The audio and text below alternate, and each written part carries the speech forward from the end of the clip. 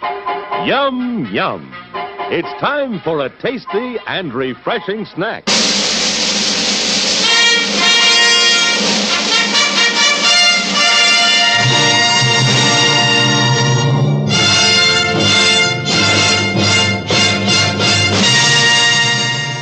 You know who I can do without? I can do without the people in the video store. Which ones? All of them. They never rent quality flicks. They always pick the most intellectually devoid movie on the racks. And now, on with the show. Hello and welcome to another episode of Loose Cannon Twigs B, C, D, E, F movie show.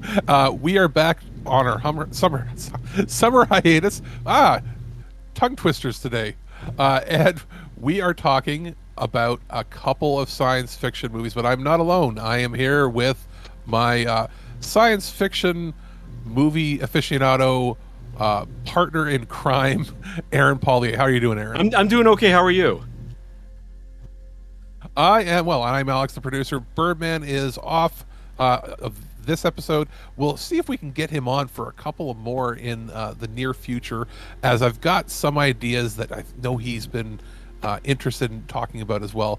But for this particular episode, we are talking about two 1980s science fiction movies. One Australian, and no, it's not Mad Max, and one American film.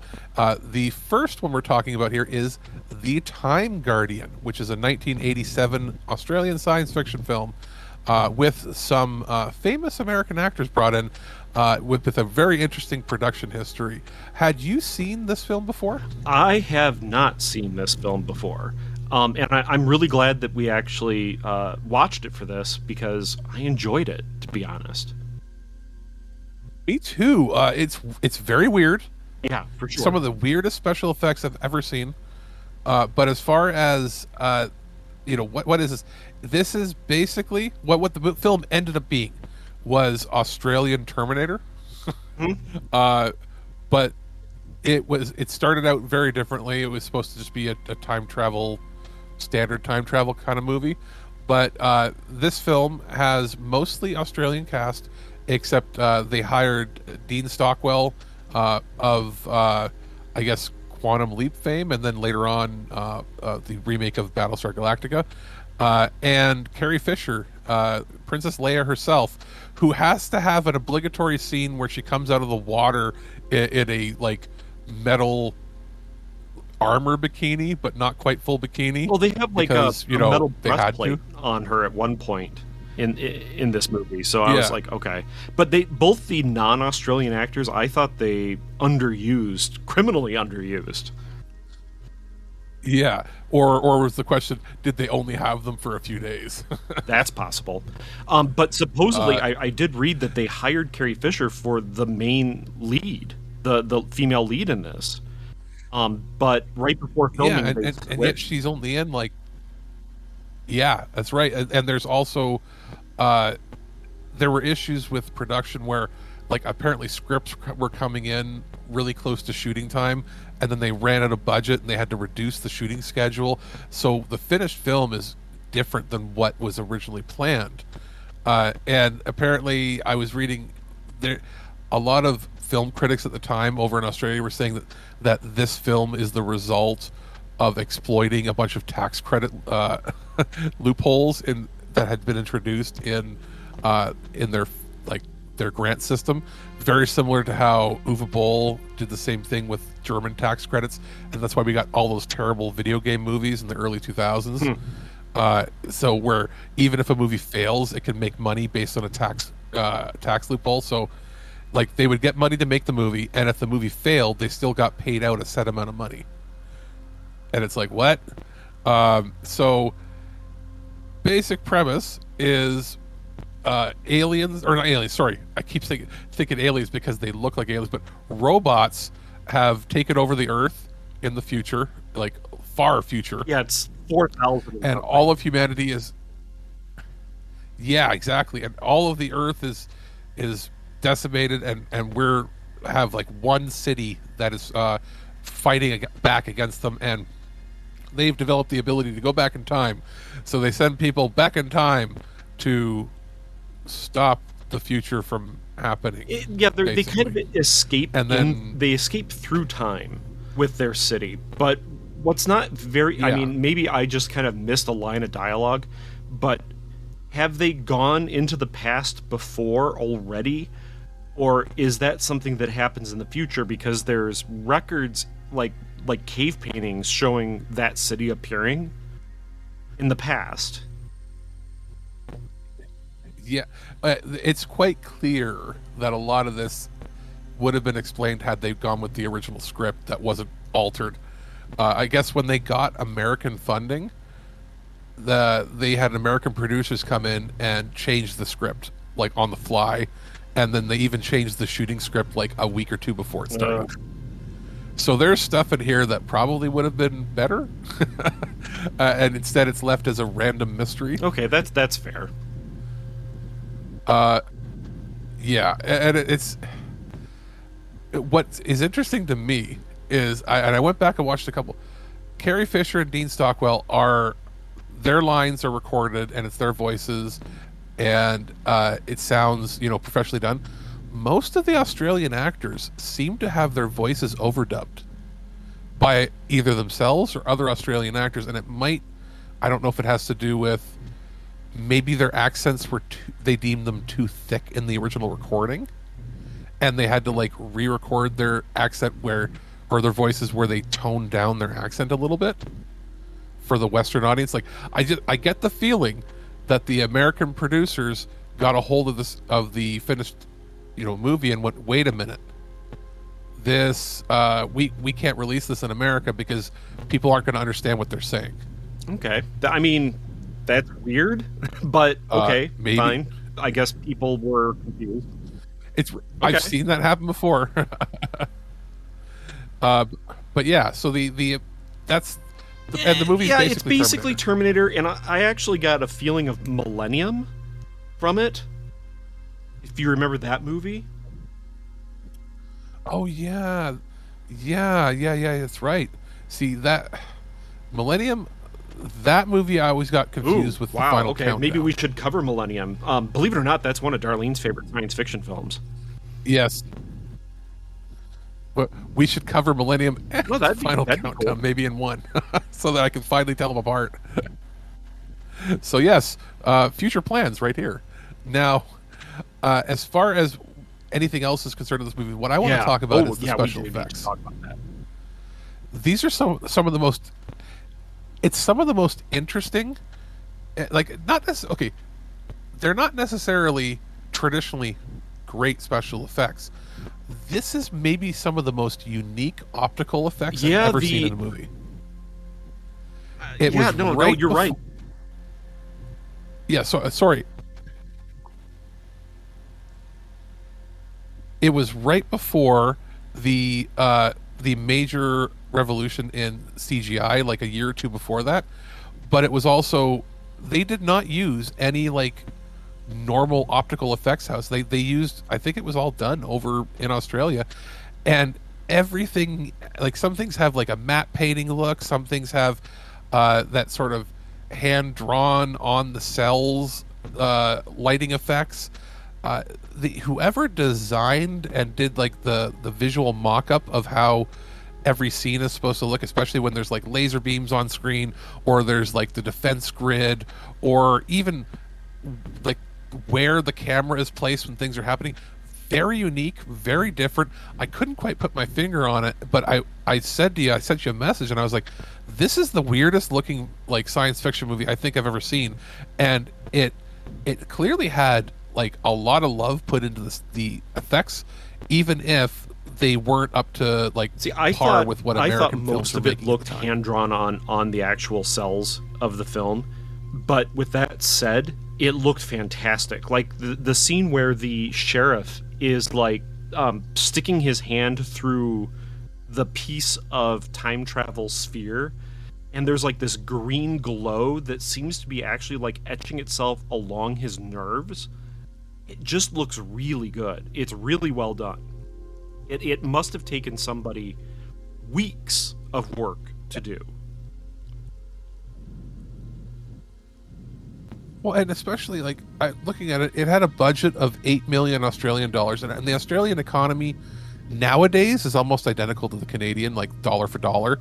But back then it was a little different. So that's like a 5 million US dollar budget in 1987, and that what they did with that budget was kind of insane. I mean, the robots look like your typical low budget 80s robots, but the budget really goes into the optical effects, the filming on location in Australia, like out in the desert, out in the outback. It's just it really is kind of shocking how good it is for the budget. Because they definitely didn't put that money into action choreography. It's very much like just shoot everything in every direction, and then just the robots stand there and get shot, and then they fall over, and it doesn't look very robot-like. Terminator 1, Terminator 2 action, this is not. But the only other movie that I think has similar looking effects, weirdly, I can see is that. Highlander 2: The Quickening. Like the way that they drew like the dome and everything, and it has that sort of a look and feel. Except that had a wildly higher budget or for weird stupid science. reasons. For some reason, that's in my head too. Yes, you're right. Weird science. There's a few films like this, but I don't think that there was ever a film other than this that had that many optical effects happening all at once. Like there's so many things. It's almost like you can pause. It's during the action scenes. You can pause certain frames and spot like 10 different things happening all at once. So they definitely had fun with it. As far as the movie plot goes, it's your standard time travel-y 80s plot, and not a lot of thought necessarily into the consequences of time travel. It's just sort of it's used as a device to have a reason to film in modern day at the time. We can have our future stuff, we go back in time, then they have a big shootout, and then there's a big battle at the end, and they beat the robots. I wasn't paying attention to the plot. I guess I was just watching I for the special recognize effects mostly. one thing that confused me, and that was Confederate flags in Australian police departments. I just don't understand. I don't understand that. And we'd have to look up who the investors were and how much you want to bet it's some people from the side kind of of the jerks. States. So I was thinking, maybe Some they're trying to make a reference to like this sort of racist stuff in America. The Confederate racist crap. Yeah. But maybe it just was that some millionaire guy who loves the Confederate flag decided to put it in the movie. I hope there wasn't any other, like sinister motive as to why they put it there. But that was kind of weird. The whole movie is kind of weird, but this was obviously there to capitalize on the success of Terminator. Sure, I can see that. And Star Wars. Because why else you cast Carrie again, Fisher, remember she was really cast as the movie. lead woman in this. That was she was replaced with Nikki Coghill. But I think Nikki Coghill actually does a really good job in this as Annie. Yeah. Oh yeah, absolutely. Definitely does. And again, somebody who didn't do a ton of stuff as far as movies, much more in television. But this is a movie where it had decent, and if not upper tier science fiction talent in it. So, and obviously they're trying to they were trying to recapture the international success that was the Mad Max movies, and then just didn't get there. Which because when you think of they were probably hoping hey, we can have a hard sci-fi movie that's Australian and be popular. And it's like, no. They want to see that crazy action science fiction. Frank All they Miller, want to see is Mad Max.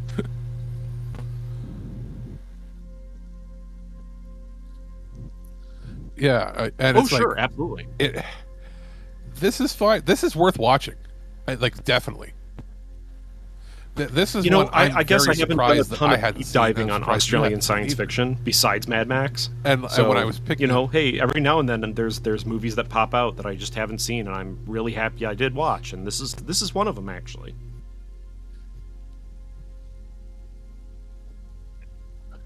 exactly. Like I saw the poster, and the poster looks like Terminator, and I was like, oh, maybe we'll watch this. And then I went, who's in it? And I went, Carrie Fisher. How did I not know that Princess Leia did another one of these movies? And I was like, oh, this is Star Wars exploitation. And then I started watching it, and I went, it's not Star Wars exploitation, it's Terminator exploitation. But yes, worth watching. Probably one of the bigger budget movies from Australia at the time. Sure.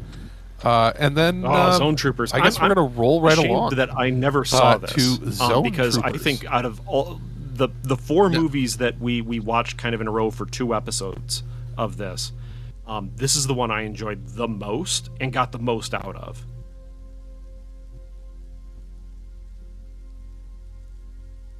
And I had the feeling, so I was glad that you ended up watching it last, because when I looked at it, I was like, Zone Troopers. I'm like, okay, it's going to be military. Is it modern day? Is it World War II? It looks like.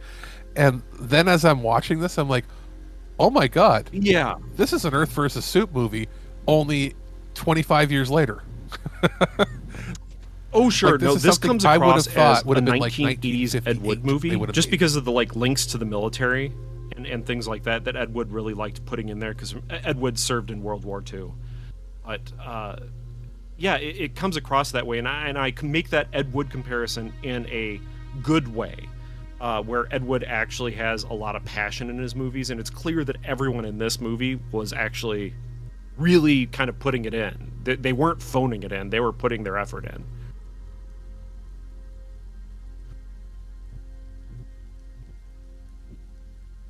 And I mean, I guess if you wanted to summarize the plot, and it's odd. I wouldn't ever consider this kind of a me film, but it just, I guess I'm a different person than I was 10 years ago.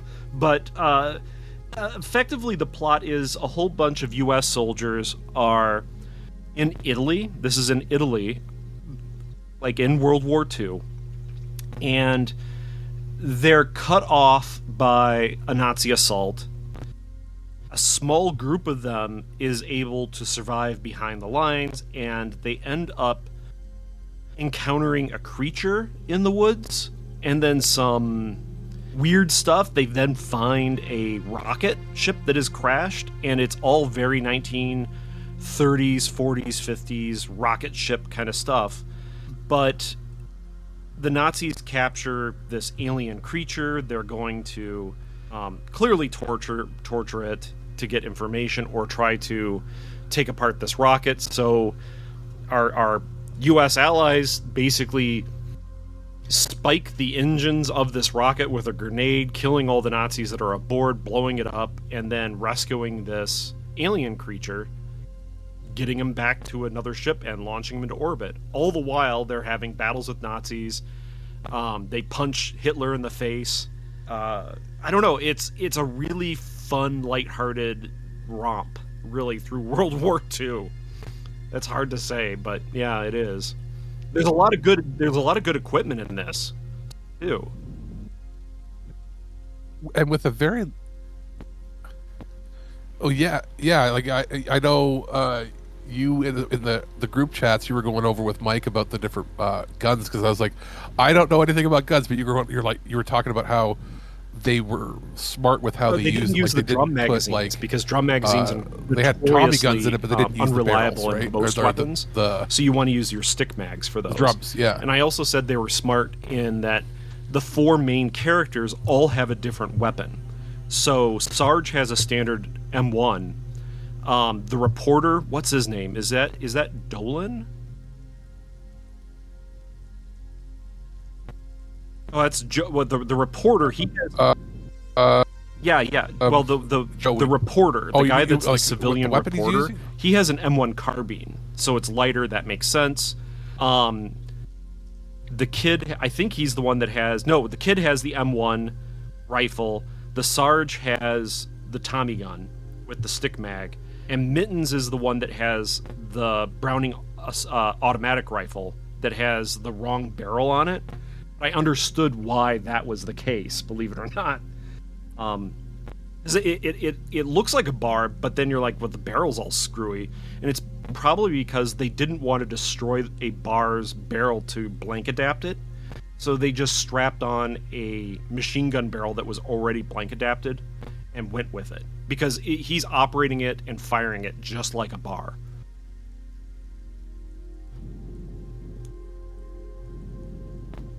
Yeah. And yeah, it's a very small cast, but it's all sort of character actors that you would have, in some cases, you might recognize the name but not the face, or you might recognize the face but not the name. Yeah, we've seen him. But Sarge is played by Tim Thomerson, probably most famous for the Trancers movies, as well as, and I know he's one of Mike's favorite like 80s, 90s character actors. Art LaFleur, who I recognized, plays Mittens, and I mean they have like the Nazis are in it, but I think only one of the Nazis is like named because he's the only one that really talks. But yeah, you've got like 6 or 7 people I think that are in the cast. The alien again is very 1940s, 1950s, not Little Green Men, but similar idea. Did you like the nods to War of the Worlds with the effects for when it uses its ray gun? So like when it uses its sort of ray guns, it whatever it shoots turns like a see-through sort of red color and then just disappears. They don't actually understand the rocket The only thing it was missing was the which sound is effect. a difference to like 1950s stuff, because usually everyone can just figure out the controls immediately when they're on the rocket.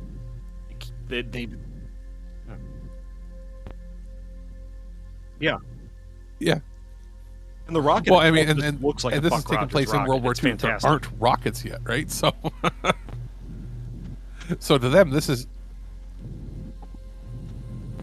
Oh yeah, and it's it starts out just as sort of a low budget war movie until it turns into the sci-fi movie, which is smart. They do set up the characters to all have their own unique personalities.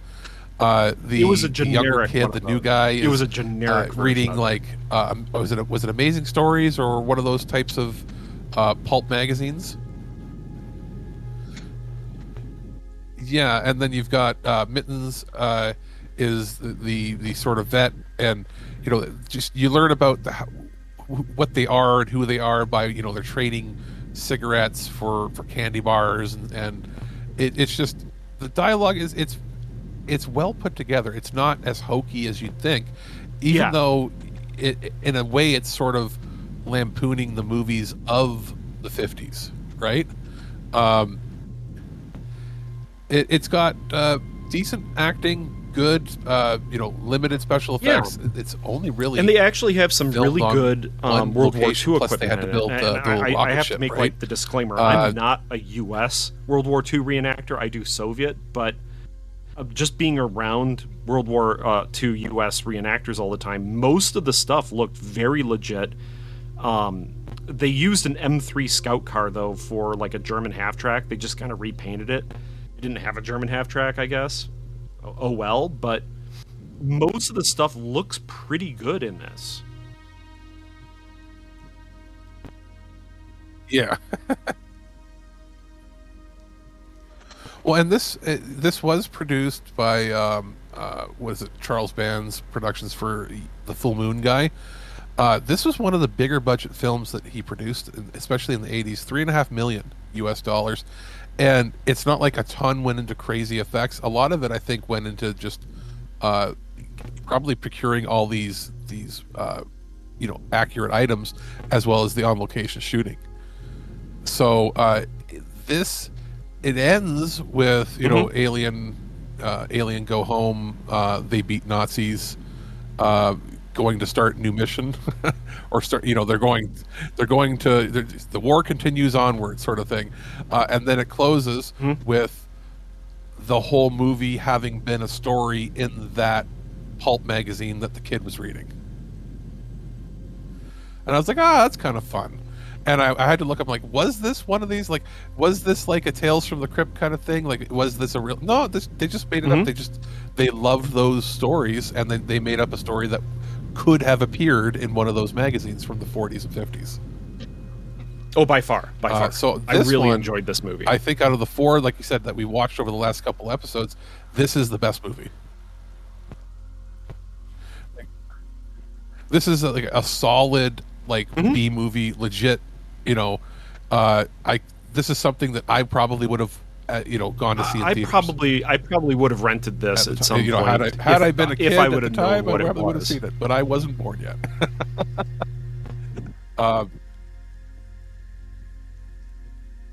Yeah.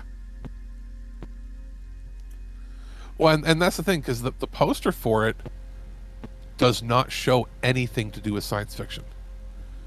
The poster for Zone Troopers is just soldiers running towards you with a B-52 bomber behind them. Like, that says nothing about the fact that this is a pulp era science fiction war movie. And I think at one point the aliens' friends come down to rescue him and help the humans that helped them. They did look pretty goofy. Weren't they using like megaphones, like speaker megaphones as their weapons? And there's like and it just vaporizes people. And I'll say this: and for a really low budget mid '80s movie, in German, the actors they got to do the Nazis accents are pretty good. Wasn't like overly. Yes, exactly. I was like, "Whoa, attention to detail." So yes, this is one that. I think I might do that myself. Find it for streaming. This is one I could say that you might, if you're a big sci-fi fan, want to add to your collection. Yeah, so keep an eye out for a special on it, because this is truly, like, in the spirit of what our programming is here. Agreed. This is one of the hidden gems that I think most people haven't seen that is 100% worth watching. So, I think that's going to do it for this episode here. We'll be back with probably a few random sci-fi movies, plus what was it we want to talk about, Millennium and the final countdown at some point. Maybe we'll have that later on this summer. So for This Week in Geeks Loose Cannon, we have been Alex the producer and saying whatever Michael would say at the end to close this out. Bye-bye, everybody. We'll be back with another episode very soon. Are either one of these any good? Sir? What? Are either one of these any good? I don't watch movies. Quick! Change the channel! You're wasting your life making shit! Nobody cares! These movies are terrible! You're still here? It's over. Go home. Go. At no point in your rambling, incoherent response were you even close to anything that could be considered a rational thought. Thanks for listening to this episode of This Week in Geek. Hungry for more? Check out our website at thisweekingeek.net. You can subscribe to the podcast, browse our Twitter and Instagram, and leave your thoughts on today's topics. If you'd like to give us some feedback, send us an email at feedback@thisweekingeek.net. Tune in next time, and remember, Lower your shields and surrender your listenership. We would be honored if you would join us. Thank you for your cooperation. Good night.